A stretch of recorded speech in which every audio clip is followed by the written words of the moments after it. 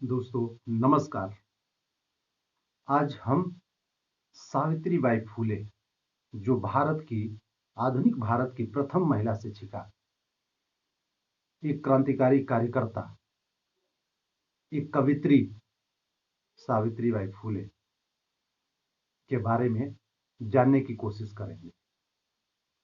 हमारी किताबों के पहले पन्ने पर हिंदी में हम लोग बचपन से ही बीड़ा वादनी वर्दे और ज्ञान की देवी के रूप में सावित्रीबाई फूले को जानने के बजाय सरस्वती की वंदना करते हुए जीवन बिताए। लेकिन आधुनिक भारत की प्रथम महिला शिक्षिका सावित्रीबाई फूले को आज तक हम किसी किताबों में, जो कोर्स की किताबें थे, उससे हम परिचित पाए। तो हम आइए सावित्रीबाई फूले के बारे में जानने की जरूरत बहुत महसूस करने के बाद आपके बीच में उनके बारे में बताया जा रहा है। सावित्रीबाई फूले का समय क्या था? उनका समय औपनिवेशिक काल का समय था, जिसमें ब्रिटिश हुकूमत हमारे देश में आ चुका था और एक तरफ ब्रिटिश औपनिवेशवादियों की चाकी में और दूसरी तरफ ब्राह्मणवादी सामंती व्यवस्था के चाकी में, दोनों क्रूर अत्याचारियों के चक्की में भारतीय समाज पिस रहा था। भारतीय मेहनत का समाज उस दौर में उस वक्त था जब पूरी दुनिया में वैश्विक स्तर पे पूंजीवाद मुक्त प्रतियोगिता के युग में, औद्योगिक मुक्त प्रतियोगिता के युग में वह इतिहास था, वह युग था। ऐसे समय में हजारों हजार खंडों में बटा हुआ, ये खंड कौन थे? जातियों का खंड था। ये हजारों हजार खंडों में बटा हुआ ये भारतीय समाज था, जिसमें मेहनतकश लोगों को छोटे छोटे जातियों में बांटकर और जानवर से भी बदतर जीवन जीने के लिए मजबूर कर दिया। वे मेहनत तो करते थे, लेकिन शस्त्र शास्त्र जमीन के मालिकाने से वंचित होते थे। अगर हमारे देश के अंदर प्रतिभाशाली युवा या युवतियां होती भी थीं, युवतियों की तो बात छोड़ दीजिए, युवा अगर होते थे प्रतिभाशाली, तो उनको हमारे देश के अंदर एक ऐसा समाज व्यवस्था था कि उनको काल्पनिक दुनिया में गुफाओं की तरफ ढकेल कर और वह स्वर्ग नरक, आत्मा परमात्मा या जगत मिथ्या, ब्रह्म सत्यम, अवतारवाद, भाग्यवाद, ये तमाम प्रतिभाशाली युवाओं को उधर की तरफ चिंतन करने के लिए गुफाओं में ढकेल दिया जाता था। एक वास्तविक दुनिया से काटकर उनको काल्पनिक दुनिया की ओर ढकेल दिया जाता था। वो स्वर्ग नरक, परलोकवाद, भाग्यवाद, वर्ण व्यवस्था, जाति व्यवस्था, इस तरह के ज्ञान से वह सींचे जाते थे। नतीजा क्या होता था? वो काल्पनिक दुनिया उनके दिमाग को संचालित करती थी। हमारे देश के अंदर उस व्यवस्था में अत्याचार के खिलाफ ब्रिटिश हुकूमत और सामंती हुकूमत दोनों के मिले जुले चीजों से तंग, व्यवस्था से तंग आकर उस सामाजिक ढांचा के खिलाफ संथाल विद्रोह हुए, कोल विद्रोह हुए, मुंडा विद्रोह हुए। मुंडा उल गुलान उसको बोला गया। तो हूल, जोहार, इस तरह के जो आंदोलन हुए, यह भारत के दीकुओं के खिलाफ हुए। यानी कि यहाँ की ब्राह्मणवादी व्यवस्था और यहाँ के ब्रिटिश कालीन औपनिवेशिक जो व्यवस्था थी, उस दोनों के खिलाफ धीरे धीरे हमारे देश के अंदर राष्ट्रवाद की जब चेतना 1857 के बाद आने लगी, तो सामंतवाद विरोधी आंदोलन के को दूसरे नंबर पर देते हुए और ब्रिटिशकालीन सत्ता के खिलाफ विद्रोह ज्यादा हुए। हमारे देश के अंदर इन दोनों विद्रोहों से अलग भी एक कम क्रांतिकारी सामाजिक सुधार नहीं बोला जाएगा, वह था सावित्रीबाई फुले का, जिन्होंने, क्योंकि उस वक्त जो सामाजिक ढांचा था उसके खिलाफ कोई सुधारवादी भी काम करना कठिन था। वह इतना क्रूर था कि भारत में महिलाओं को पढ़ने लिखने का जो अधिकार था, महिलाओं को, अछूतों को या निम्न जातियों को पठन पाठन से वंचित रखा गया था। माना जाता था कि महिलाएं पैर की जूती हैं, ये वाचाल हैं, उल्टा हैं, इनको सिर्फ संतान उत्पादन करने में और बेलन चौके तक सीमित रखने में। वह समाज व्यवस्था का एक ऐसा सामाजिक ढांचा था कि उतने ही में उसको रखता था। खुद महिलाएं भी अपने को इंसान नहीं, जानवर से भी बदतर समझती थी, और वह कभी भी शिक्षा तक नहीं पहुंच पाती थी। ऐसे समय में सावित्रीबाई फुले उस अंधकार युग में शिक्षा की मशाल को जलाती। क्यों? कि हमारे देश के अंदर उस वक्त ज्योतिबा फुले से सावित्रीबाई फुले का विवाह संपन्न हुआ, और ज्योतिबा फुले इस बात को समझ गए कि महिलाएं अगर शिक्षित होंगी तो पूरे समाज को शिक्षित करना आसान हो सकता है। सावित्रीबाई फुले, जिनका जन्म 3 जनवरी 1831 में महाराष्ट्र के सतारा जिले के नाय गांव में हुआ था। 9 वर्ष की उम्र में ज्योतिबा फुले, जो 13 वर्षीय ज्योतिबा फुले थे, उनके साथ विवाह संपन्न हुआ था। ज्योतिबा फुले उनके शिक्षक बन के उभरे, और ज्योतिबा फुले के शिक्षा प्रशिक्षण के बाद वह 1 जनवरी में उसी पूना में पेठ में पहला स्कूल सावित्रीबाई फुले खोली। सावित्रीबाई फुले जब स्कूल को खोलती हैं तो समाज में क्या हुआ, ये जानना बहुत जरूरी है। रूढ़ियों से जकड़ा हुआ जो समाज था, जाति व्यवस्था की क्रूरता में जकड़ा हुआ जो समाज था, अंधविश्वास, ढोंग पाखंड में जकड़ा हुआ जो समाज था,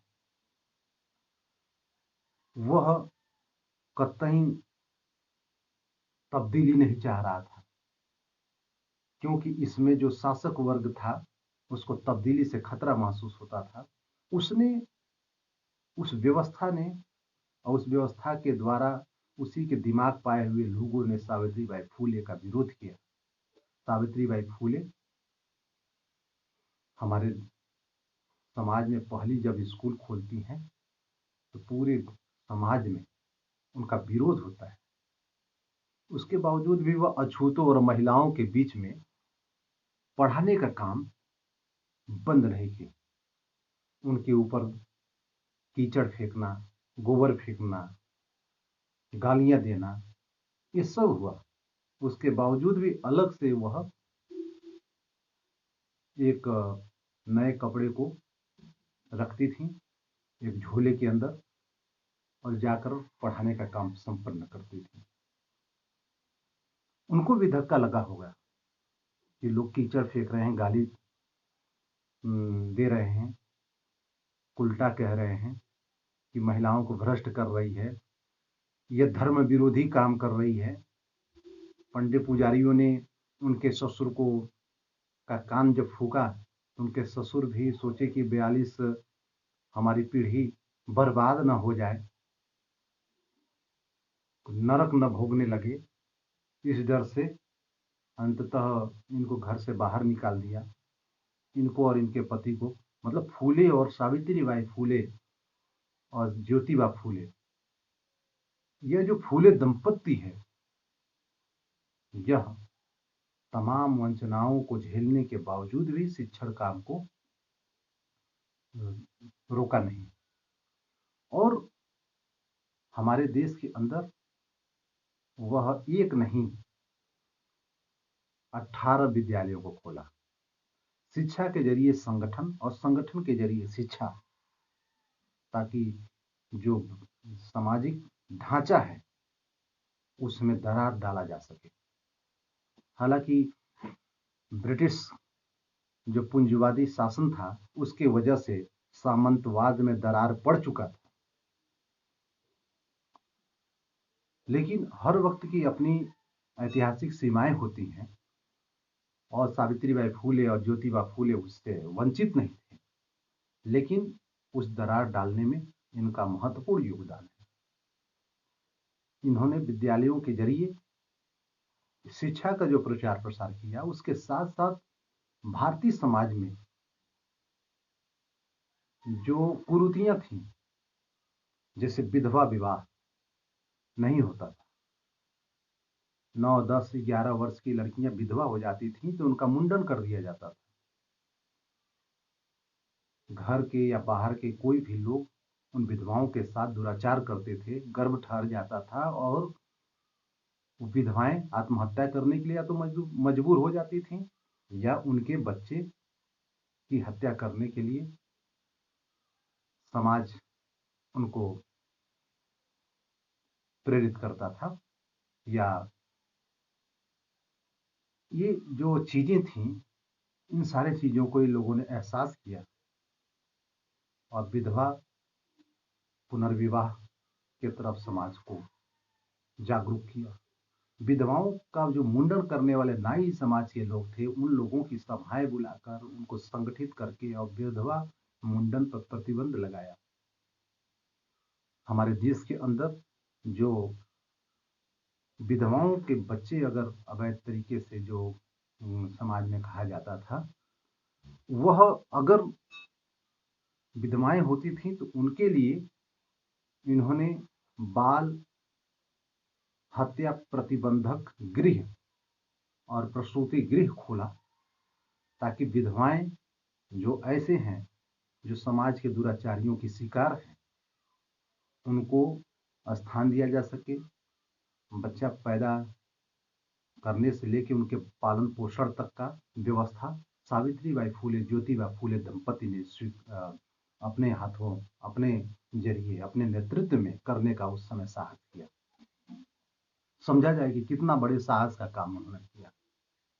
उस वक्त जो बाल हत्या प्रतिबंधक गृह था, उसी समय एक विधवा ब्राह्मणी जो समाज द्वारा तिरस्कृत कर दी गई थी, आत्महत्या करने की तरफ जा रही थी। सावित्रीबाई फूले उनको रोकी और कही कि आपका बेटा मेरा बेटा होगा, और उसे दत्तक पुत्र की तरह से पाली। वह बेटा यशवंत राव आने वाले समय में अंतरजातीय विवाह किया और एक महान डॉक्टर बना। सावित्रीबाई फूले ने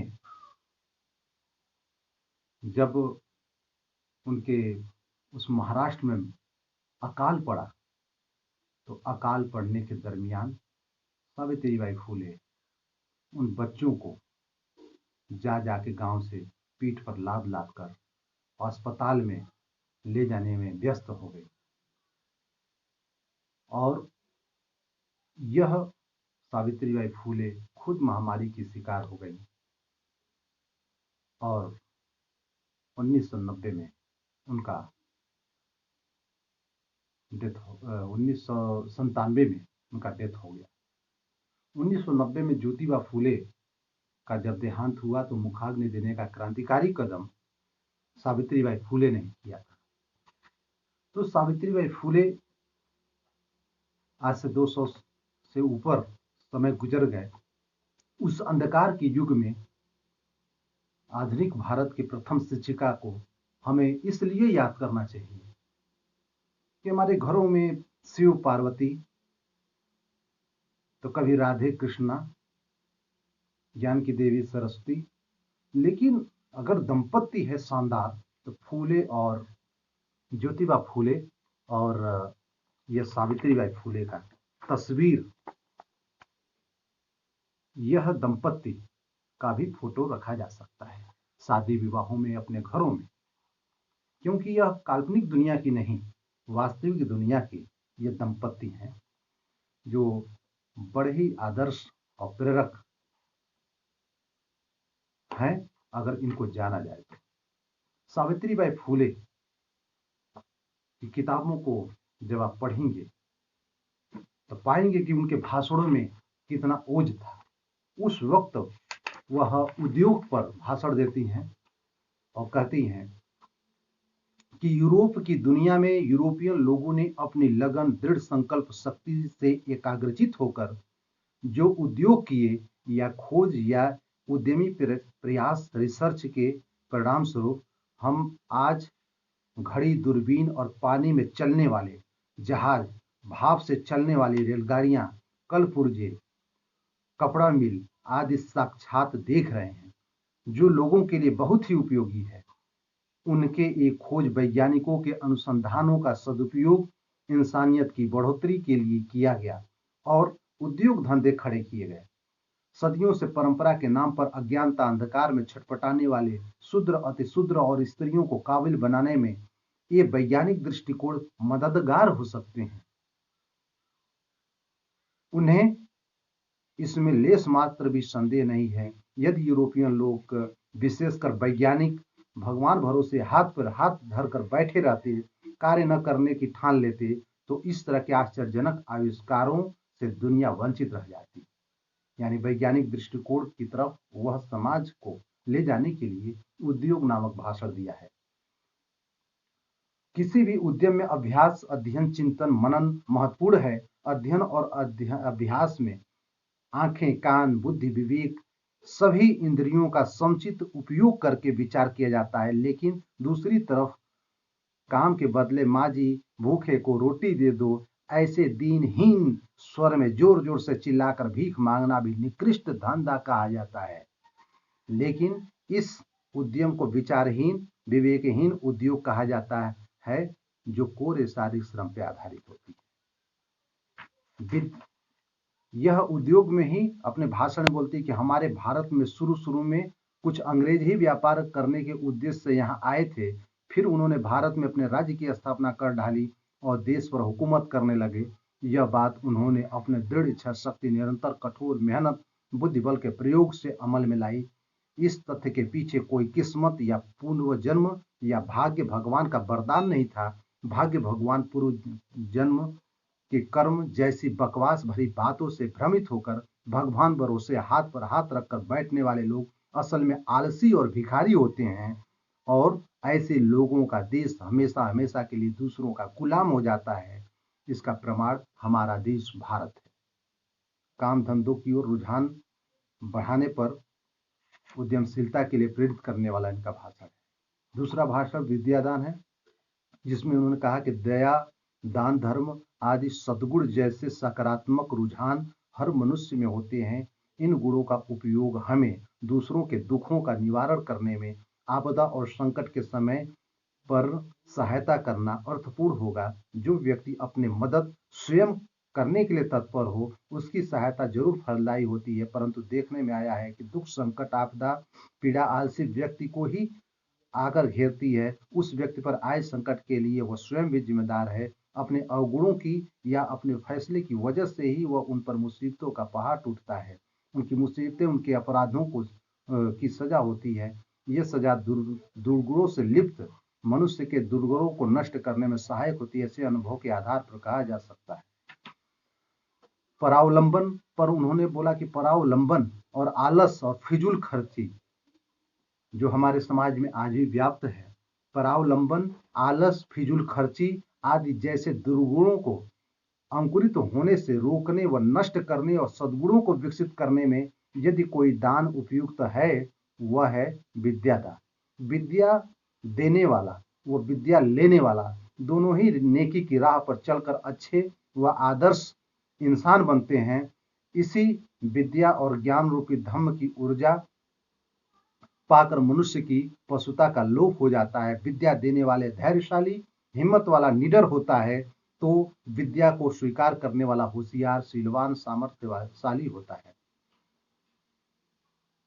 तो ये विद्या दान पर इनका भाषण है। जैसे उन्होंने कहा कि परंपराओं या पुरखों से मिले ज्ञान को अर्जित कर जिन कारीगरों ने श्रमजीवी मेहनत कर जनता ने अपने कार्य में महारत हासिल कर भारत देश को समृद्ध बनाया है, उन लोगों की कुशलता, वस्तु निर्माण का ज्ञान एवं कलात्मकता आदि गुणों की अनदेखी कर राजाओं ने राज किया, अपनी तिजोरी भरी, किंतु शूद्र अति शूद्र जनता की उन्नति की ओर कहीं ध्यान नहीं दिया। नेक आचरण पे इनका भाषण है कि जो माँ बाप अपने बच्चों को शिक्षा के प्रति लापरवाह, जो माँ बाप अपने बच्चों की शिक्षा के प्रति लापरवाह या बच्चों की को शिक्षा नहीं देते, वे नालायक होते हैं, अपने ही बच्चों के दुश्मन भी। यह बात सबको समझ लेनी चाहिए कि प्रत्येक माँ बाप अपने बच्चों को शिक्षित करें। शिक्षा के बल पर बच्चे को अच्छा आचरण, अच्छे कार्य, निष्ठापूर्वक काम की क्षमता की वृद्धि होगी। विद्या उन्हें योग्य बनाती है। ऐसे वो भाषणों में अपनी बातों को रखती थी कि सच्चा व्यक्ति भय मुक्त होता है। दुखों का कारण है कि बुराइयों से भरा हुआ पथ, व्यसन यानी बुरी आदत, नशाखोरी के खिलाफ इनका भाषण है कि जिस घर में शराब वह घर बर्बाद, जैसे कहावतों के साथ ये भाषण देती थी कि बहती बहती बातें और बहकी हुई चाल वाले लोगों के खिलाफ इन्होंने अपना भाषण दिया है और कहा है कि सचेत होकर नशे से दूरी बनाई जा सकती है। नशे के साथ आई सभी बुराइयां भी खुद ही धीरे धीरे दूर होती जाएंगी अगर हम सचेतन हो जाएं। दृढ़ संकल्प ही बुराई से मुक्ति दिला सकती है। कर्ज खोरों के खिलाफ उन्होंने कहा कि कर्ज लेकर त्योहार बड़े ही धूमधाम और हर्ष उल्लास से संपन्न करना और कर्ज के परिणाम स्वरूप कर्ज के बोझा के नीचे या कर्ज के जबड़े से खुद उसके जबड़े में फंस कर अपनी अच्छी भली घर गृहस्थी को, परिवार को दुख और पीड़ा के गर्त में ढकेलना 100% पागलपन नहीं तो और क्या है। उद्योग, होशियारी, साहस, बुद्धि, वीरता, इन 6 गुणों को वे लोग गवा बैठते हैं जो लोग कर्ज लेते हैं। तो ऐसे सावित्रीबाई फूले को हम आज याद करते हैं और उनकी एक कविता पढ़ते हैं। जाओ जाकर पढ़ो लिखो, जाओ जाकर पढ़ो लिखो, बनो आत्मनिर्भर, बनो मेहनती, काम करो, ज्ञान और धन इकट्ठा करो। ज्ञान के बिना सब खो जाता है, ज्ञान के बिना हम जानवर बन जाते हैं। इसलिए खाली न बैठो, जाओ जाकर शिक्षा लो, दमितों और त्याग दिए गयों के दुखों का अंत करो। तुम्हारे पास सीखने का सुनहरा मौका है, इसलिए सीखो और जाति के बंधन तोड़ दो। ब्राह्मणवादी ग्रंथ को जल्दी से जल्दी फेंक दो। इसी के साथ धन्यवाद साथियों।